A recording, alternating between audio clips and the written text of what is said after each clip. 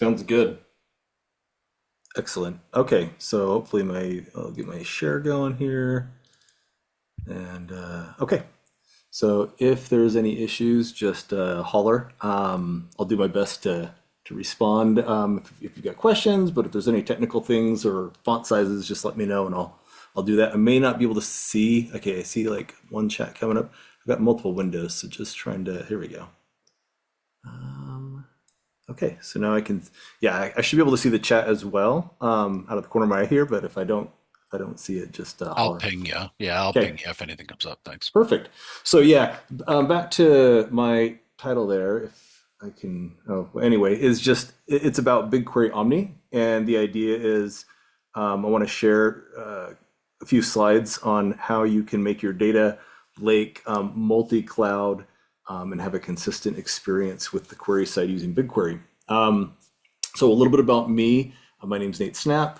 I've got my main website, natesnapp.com. It's nothing too exciting. A couple of things I've posted. I've got an email, nate at selfawarenow.ai. So I've been trying to brand things in the AI and the coding space, particularly with data. Working on those now. I've been spending the holiday kind of putting some things together, but my plan is to produce more like online video content and about data, about all the neat things in AI, finding the best tools, integrating into workflows. So my experience is at Adobe for about 11 years till about 2019. I was at Adobe, ran their Hadoop cluster. So if you hear me bagging on Hadoop in this, it's born from great personal experience. In fact, I remember Pat coming to our data lunches that we'd have at Adobe. We go way back. And then I went from Adobe to Palo Alto Networks, where I also worked on their data lake there, using Kafka, Elasticsearch, Hadoop again, Spark, those sorts of things. And then from Palo Alto, I was there for about 5 years or so. I went to a startup called Temporal that does workflows and durable execution. Pretty cool company, neat product. Some guys that came out of Uber, and probably that'll be one of the things in my like online videos and things that I'll talk about because it's kind of interesting. But I built their data lake for them, so that was my most recent escapade. But yeah, feel free to reach out on LinkedIn, email me. You've got my email there. Meetups, would love to connect. Start, kind of developing content and building an audience. And I'm trying to get this all set up so you can see like I've got lights and things. If anything's fritzing or I go muted, just holler. I've got like a pedal to kind of mute because my keyboard tends to clack a lot when I type.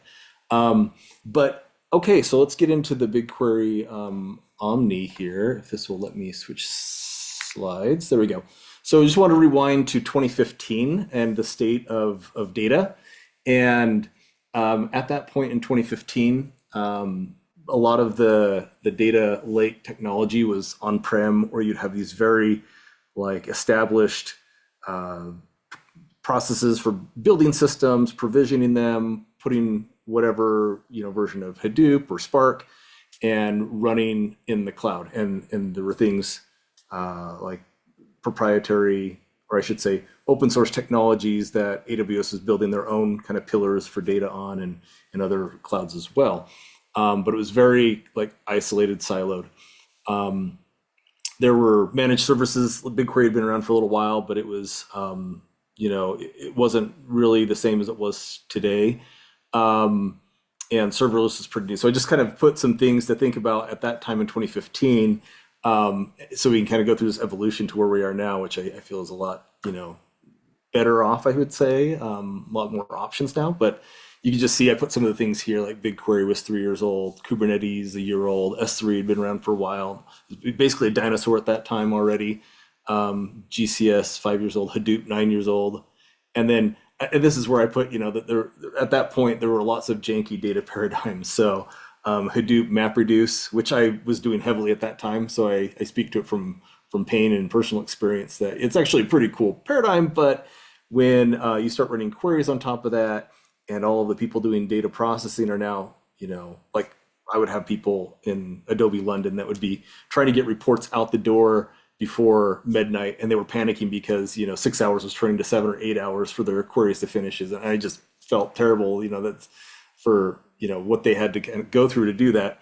So that it really wasn't a great kind of day-to-day experience. You had to have, especially ad hoc. That was, you had to have very clear processes, defined queries to even like have an expectation of how things would be performed or turned around with data.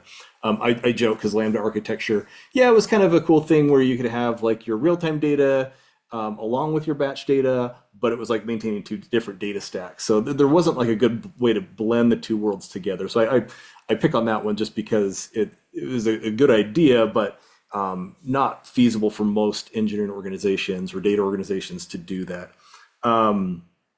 And yes, yeah, somebody mentioned Hive. That was, we did a lot of Hive, and that's what these data people would be using was Hive. But underneath the covers, it's all MapReduce. Okay, so I put Spark as something that was a little less janky, but then you had to deal with Spark bugs or inconsistencies. Spark was pretty cool though. But as it comes to be, as we go to like kind of the next 2015 to 2020, talking about new services that come online. I mentioned Kubernetes because this is like where there's really this idea of separating your compute from your data, from your memory, and having like these different pools of compute resources and doing things with them that are interesting. Not necessarily having them all on an EC2 instance or a VM, a single VM. AWS Glue had come along in 2017. Azure had Cosmos DB, which is like trying to do more of this like quick query patterns, bringing that barrier down for doing queries and data processing. So before that, if you really wanted to have performant data processing, you would probably just ask your data warehouse guys, hey, can I just do this in like, I don't know, MySQL or SQL Server or something? As soon as you got sick of Hadoop, if you realized that the data sizes weren't the limiting factor. But these new services like AWS Glue are now like, okay, you can use the technology that's out there like Spark and use it with like the AWS label on it. And it was great, performs well, very expensive. That's, kind of the story of if you were, trying to use some of these cool services, 2017 or so. I joke about the jankiness still being there. If you were like me, like an on-prem guy, you had HDFS and people were saying, oh, you just throw it in S3. And that was not like really great for performance or anything. It was just like trying to align and they were basically trying to build a virtual computer for data on top of the cloud. And you could see all kind of the rough places that were existing. Yarn for doing all of the mapping of processing on top of that, and a bunch of vendors trying to like build on top of Yarn, and then finding out like unless you're MapReduce, Yarn's probably not going to make your life. It's not going to give you more than what MapReduce is already doing. It's going to be a lot of work, and you'll be doing things around it. So, but the data formats were kind of the interesting area because this is where we're seeing like the standardization. I don't know if you call it that, but more maybe like some critical mass, or I should say like actually like the specifications, and then later kind of like a critical mass on these different data formats. So Parquet had been around a couple of years. People were talking about that. It was getting traction in different areas. This column-based format, ORC. I used ORC quite a bit. I talked with the guys that it was not Cloudera, but the other Hadoop company. I forget their name now. Hortonworks. Yeah, I at this point I was in the Bay Area, so I'm from Utah, but I was in the Bay Area, so I'd go over to Hortonworks and talk with the guys there and hear all about ORC and this idea of sorting things, but not necessarily having to maintain indexes and like a traditional database. So interesting stuff, but again had all kind of the issues with like people falling back to like Hive MapReduce type stuff. So here's where I say that the data storage and compute is becoming like more and more like separated, and throw these formats into it as well, where you've got, okay, I've got the data format that I choose, I've got where I want to store this data, I've got how I want to compute on that storage, and these are becoming more separate. I can sort of pick and choose some of these, which is kind of cool. So before it was like, okay, whatever was offered in that particular vertical for data in your data stack, you could use, but you might be stuck with limited options. Parquet, you weren't necessarily going to be having like Parquet or ORC, in your, I don't know, your Teradata stack. Maybe I'm wrong. I don't know. We didn't, but it was one of those things where if you're open source, you kind of have these cool new formats that were still being proved out. But now is where some of these pieces were getting like, what would you say, paired in interesting ways. So you had the cloud marketplace where you could like pick like a data query service and try that out. And there were many that were out there if you wanted to use Cassandra or others. And once you, like, if you were still kind of in this, hey, we want to keep our data in our own area, we want to like have maybe a vendor that provides a service. Some of the options that they had were like VPC to VPC solutions, shared VPCs, where they could have their service in this shared VPC that you would then include, and you could, data could go over that route and be queried or provided into some other service. But one of the challenges again is like it's still pretty expensive, but it was now like getting to where there was more of this bring your own compute or bring your own, cool technology for data into the picture. So kind of getting into a interesting space. So BigQuery Omni came along. BigQuery had been around now by 2020 and after for 10 plus years. It'd been around a long time, but it was now becoming like probably one of the eminent data query technologies. I would say like that and Athena from AWS are probably two of the big players if you were using a cloud-based provider. Otherwise, you'd go with like Databricks or Snowflake, which were, as they are now, tremendously successful. Lots of options for all these things, cross cloud, et cetera. You're paying a price, but you're not paying like Teradata prices. You're just paying like, probably six-figure prices. So when I was at Temporal, we were looking at Snowflake and Databricks, and we were doing a POC with each of those, and they had great features, functionality, really awesome. The problem was we're like a 200-person company, and we were looking to not pay like the enterprise prices. We were still growing into our data lake shoes, so to speak. So BigQuery Omni was one that we looked at. I had some experience with this. I'd been using GCP quite a bit at Palo Alto Networks. I hadn't used BigQuery Omni, but I'd been using BigQuery, and I really liked the environment. I hadn't used Athena or others as much. Otherwise, I might have like said, hey, let's try Athena. I tried Glue, and we actually did use AWS Glue for a while, but we were finding that was pretty expensive for what we were trying to do. So I was like, I think BigQuery might solve this. So BigQuery Omni basically is a way to say, hey, if you use BigQuery currently as it is, or any competitor's cloud data query technology, you have the egress costs that you have to deal with, where you're taking all the data and basically paying for it to be in the cloud provider and paying for it to egress to your solution to then query on it. Plus, you've got possible latencies. You have to make sure you're in the same like area of the world, the same city or whatever, hopefully. But you're paying costs for that. And so BigQuery Omni was Google saying, hey, what if we create the BigQuery stack in AWS itself, similar to like Cassandra and these other providers, and then let's have BigQuery be run from a control plane like it is currently, where you just go to your Google GCP console and query it. But then behind the scenes, we do all the things to make it have this decoupled, compute experience. And so essentially, they use a technology they had called Anthos, which is a way to like build in your, either on-prem or your other cloud, build something that could then like be compatible with GCP. So they use that, built BigQuery Omni, which essentially had the stack of all the BigQuery pieces, the shufflers, the data mappers, everything in AWS and Azure.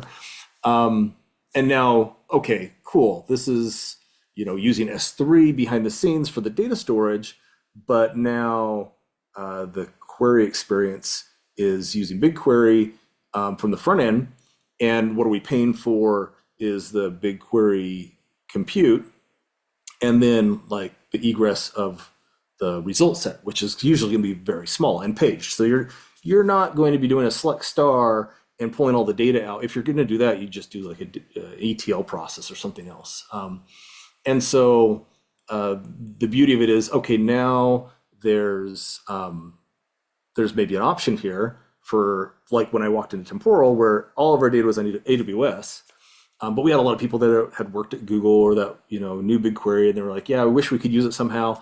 And they'd kind of looked at it a little bit and said, "Yeah, the egress costs and the complexity just it's not worth trying for what we're doing yet."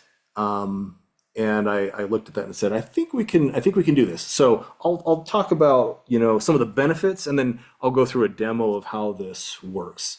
So the benefits, of course, being that you now have a consistent experience for querying data. So instead of having to use Athena solely in your AWS and then BigQuery, because we were actually standing up our cloud product in Google and soon to be Azure, and we were like, okay, so am I going to do BigQuery in Google, Athena in AWS, and then Azure's data query processing, Cosmos or whatever it might be over in Azure? That's going to get a little bit hairy. But now we could get this consistent experience for querying data. And then the goodness of BigQuery was that it has a very fluent, useful UI. It's not super cluttered with things that, I mean, there's a lot of products behind there that kind of pair into it. But if you get down to it and you just want to like have queries and schedule queries, it's really pretty simple, straightforward, and not as many gotchas. I would say one thing about GCP that I noticed is that as great as like all the AWS offerings were, what I found in that experience of doing like AWS Glue and Athena and others is they basically take these open source products, so Presto for Athena, Spark for Glue, and they've got like Redshift, which is their own other thing, and these are all like different verticals, and they have a bunch of things that go with that specific technology, and then they pair it together and try to make it cohesive. Now you have issues with data like data types that might be mostly compatible, but maybe not in all cases. Things that can be a little bit weird, even between their own data stacks. So Glue to Athena, I would find, oh, you have to do some very specific things. You have to maintain a lot of schema compatibility and serializers. It's a lot of stuff where you're just like, oh man, I'd rather just think in terms of like the data. And so with BigQuery, you really get more of that where it's like, and when I show you this, I'm going to use a lot of the defaults. So it's one of those things where it's like the defaults are generally pretty good, but if you do need to do like the schema a certain way, you still have that ability. Whereas I found with like the Glue and the Athena, it was like really in your face. And then of course like Snowflake would work really well, but it was also really expensive. So that's not to say like those things wouldn't have served well. They just were about 4 times the cost. Okay, so the other thing was again that data being processed in AWS or in Azure, and there are some limitations that we can talk about, but as far as like the query experience, it was like just as fast. It felt like as if I was running it in Google itself. It was like sub-second most of the time, maybe a few seconds if it was a complex query, or tens of seconds if it was like a ETL on a bunch of history. It really was very performant. So ad hoc queries were well served for business users and people that weren't data engineers. So I'll talk about like setting this up. I think this is the last slide. Any questions up to now on BigQuery Omni? Okay, I can get into. Oh, yeah, go ahead. Yeah, are you going to talk a bit about the way you like loading the Omni and tools you typically use, anything like that? About how I like for the data or for the tools? Well, I mean, just kind of, as a replacement for Databricks, Databricks gives you things like all the transformations and, Mhm. the medallion architecture, all that fun stuff, right? But, Yeah. if you're trying to eliminate that as a cost, what would you replace that layer with? Yeah, so a lot of that became like conventions that we adopted. In fact, I did use the medallion architecture as far as like specifying, okay, we've got bronze and silver data, gold data as like how fit it was for maybe a business purpose.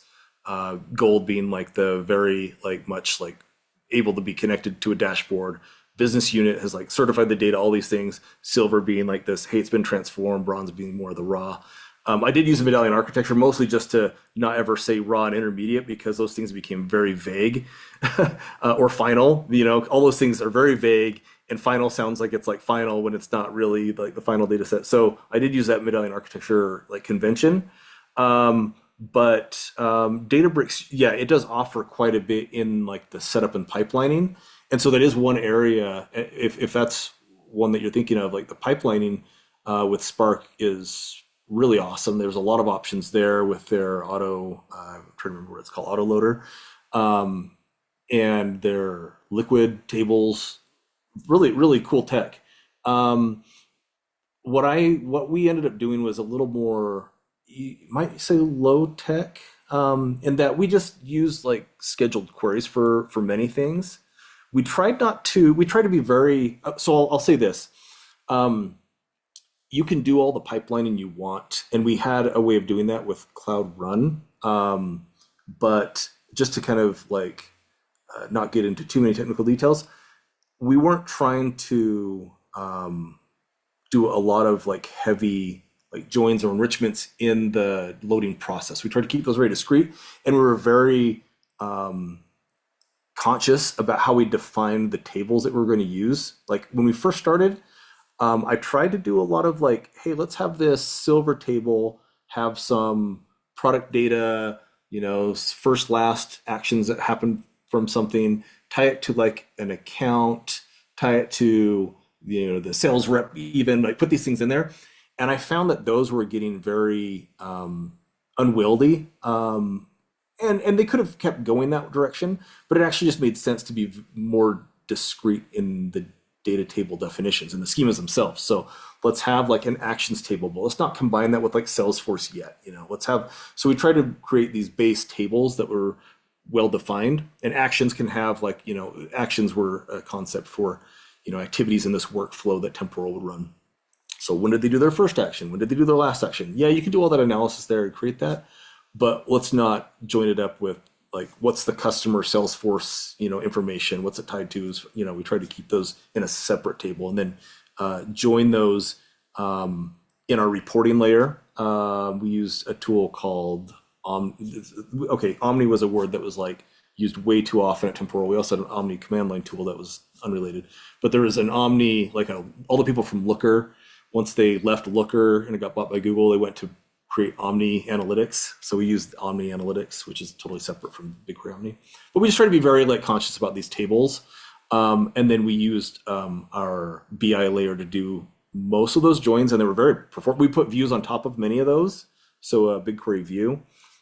We didn't necessarily even materialize a lot of those, and they still perform pretty well. So anyway, that's the way we approached it. But I could see like if you had large data sets for all of this, like lots of giant fact tables, and you're trying to join these, you probably would want to materialize them more. And you could do that. We can talk about that in the BigQuery Omni, like kind of things to be aware of. But materialization, you got to have all that in BigQuery that you can do similar to Databricks. Though I think Databricks has some ways to do that in a very robust, kind of nice auto kind of way. Anyway, hope that gets to. If there's more on that question, feel free to chime in. But okay, so to set it up, there is a web page on how to do it. I'll let if you just Google BigQuery Omni, Amazon S3, you'll get this link here, and essentially you're doing a couple of things. You're creating like a role in your AWS IAM. You're creating a connection from BigQuery that will use that role, and then by virtue of the cross-cloud ability to have a role like with a assume role with web identity, tying that to the GCP side. Those two are now linked. And then from there, you essentially start going to work. AWS is there, BigQuery is there in AWS already in specific regions. That's one thing to be aware of. It's not in all regions, but US West 2, US East 2, Europe, they've got one in a region. So if you're in one of those, you have to be in one of those regions. Usually one in every kind of, or I should say one of the, you have to be in one of those. Then you've got the ability to do that. So we were in US West 2, so it worked out nicely. Which is funny because BigQuery, it's US West 1 for them, but anyway. Oregon. Okay, so I'll show you a little bit. What I've set up here is, I'll just go here. I had a bunch more tabs, but I didn't want to clutter this up here. So if I go to S3, I've got a bucket here, Cloud Data Ingest. And I did put my data in here and load it. So I just created a folder and I called it sample. In our temporal one, we had bronze. If it was like the raw data, it would be like the name of the data set and then it'd be bronze and you drop it there. And then if it had been processed by some scheduled query or otherwise, it would have like silver or gold. And so I just put some sample data there. It's in Parquet format.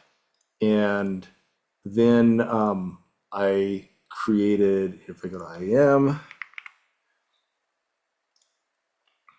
I've got the role here, BigQuery Access. So I have one that's used for Cloud Run. This isn't temporal, by the way. This is my own setup. But I have got a Cloud Run that connects using this role, but this is the one for the BigQuery Omni. And just a couple things about that. Here's that trust relationship. So if you go through the steps here, it'll say, put this in, it'll give you this block, you copy it in, you just put like zeros here until you set up the connection. So you create that, you get the permissions, here's permissions. And I just give it, this is a little small, I can tell already. You give it like the data access here for reading. I'll talk about the writes in a little bit, but you give it all the access here. This is just a read policy.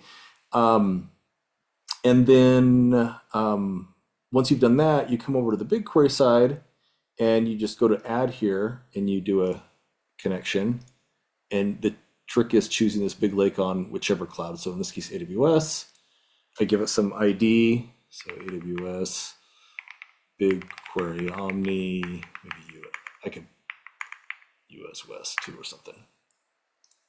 Whichever one. These are all the cross-cloud regions that they've got. So okay, and then you give it like a friendly name, and then this role ID is where you would copy this here, come back over here, and you would put that in. So I've already got this set up. I'll show you the one I've got set up. Once you do that, the one thing that you'll need to make sure is that on this side, because it holds a session, it doesn't want to like open and close sessions frequently, particularly if like there's something in flight, it wants to, I'm sure that at the duration, it has to like close that and do a restart. It doesn't want to do that too often. So it requires you to have a 12-hour, the maximum duration here.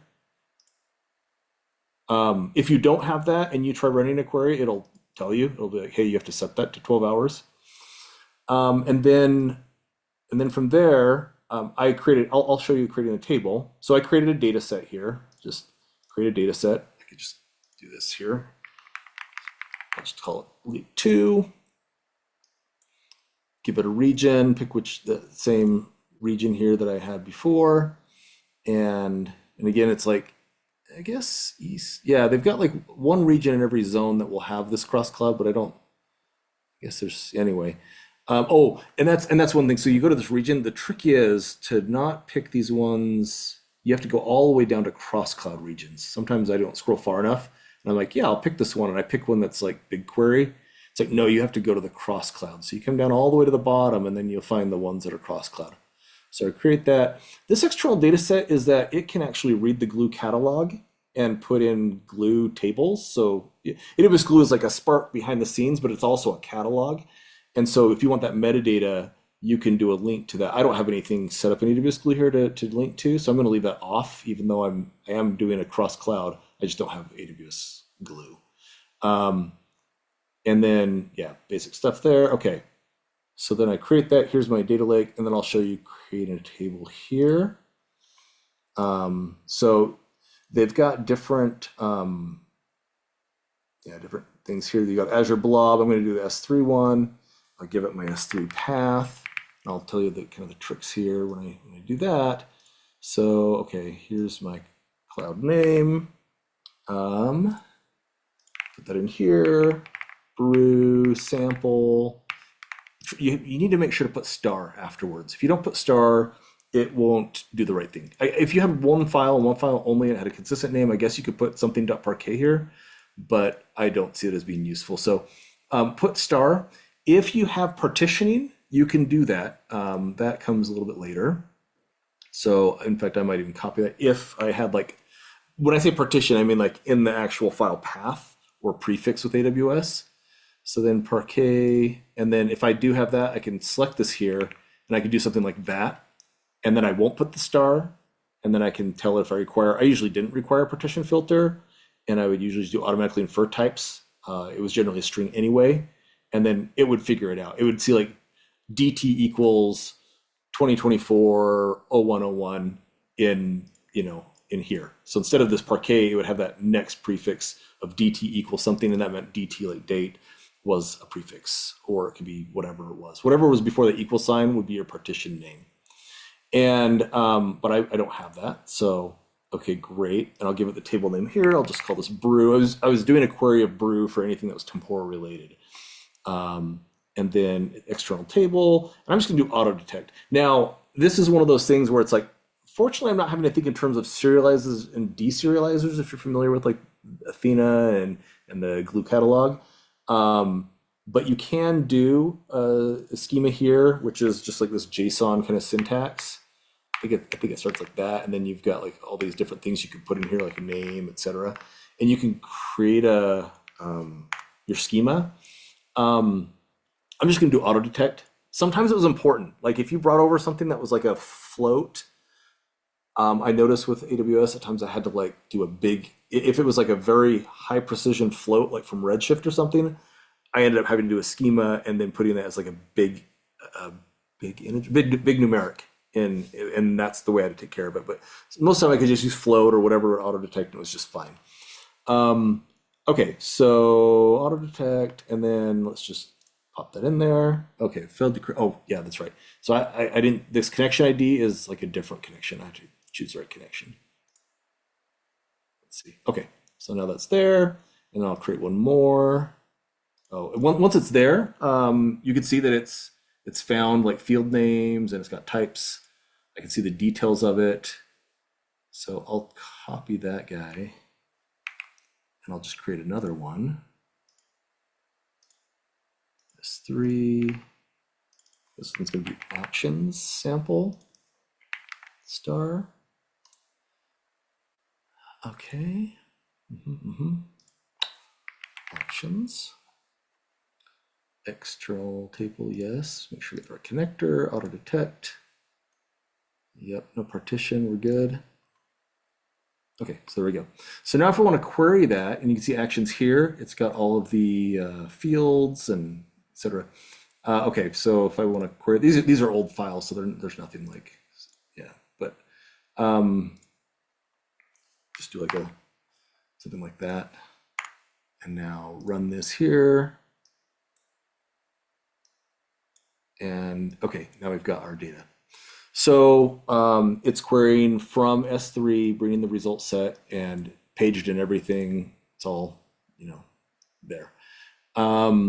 Yeah, so it works pretty slick. You can do joins. We had huge queries with lots of joins. They generally didn't have issues. So some things that I'll say, and if you have questions on any of what I just did here, just chime in. I don't see anything in the chat, but feel free if you've got questions, throw them in chat or chime in. I'll tell you some of the things that you have to be aware of. Well, obviously, if I had like another data set that was provisioned for GCP, and then I've got one in AWS, you're going to have some things happen if you try and join those tables. They actually do have something called cross-cloud join, I think, that it was in beta, but I think it's gone GA. We had it enabled. We didn't end up really using it. We didn't need to because we just had a lot of things in S3. But there were things that I looked at in our data landscape that would have probably made sense to just bring over to. It was small data. It wasn't a lot of the data in S3 that we really cared about was stuff that was generated by product usage, and it just didn't make sense to bring that over. But small data sets like our list of Salesforce accounts or whatever, that probably could have been in BigQuery itself, like GCP stored. It just wasn't that much data. But for the join purposes, maybe you'd want to have it in both. And so you might have to have like a data set for your lake, AWS Lake, and a data set for your GCP. This data set is tied to a region. So if you saw here when I did this, I tied it to a region. So it is AWS US West. If I try and reference something outside of that, it's going to get confused.